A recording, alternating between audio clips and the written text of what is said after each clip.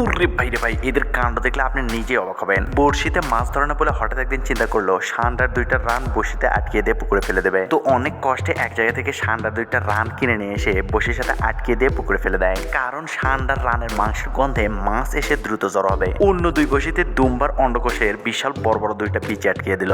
কারণ হলো সে নাকি শুনেছে দুম্বার অন্ডকোষের বিচি পুকুরে ফেললে সেটার গন্ধে মাছ এসে দ্রুত জড়ো হবে। যাই হোক বন্ধুরা, আমি তো খুবই এক্সাইটেড। সান্ডার 2টা রান আর অন্ডকোষের 2টা বিচি দিয়ে পুকুরে মাছ ধরবে, কি আনন্দ! জীবনে এই প্রথম দেখছি এভাবে মাছ ধরা। এবার বসিটা ফেলে কিছুক্ষণ ওয়েট করতে হঠাৎ করে বিশাল বড় কি যেন এসে বসিতে টোকা দিল। টোকা দেওয়ার সাথে বসিতে টান দিলাম বন্ধুরা, মনে হচ্ছে বসিতে বিশাল বড় কি যেন আটকে গেছে। বাইরে ভাই এত শক্তি লাগছে, মনে হচ্ছে বসিটা ভেঙে নিয়ে চলে যাবে। লুচু লুচু করে টান দিয়ে একদম কিনারের সামনে নিয়ে আসলাম। ভাইরে ভাই, আমার তো অনেক ভয় লাগছে, আবার এক্সাইটেড হয়েছি।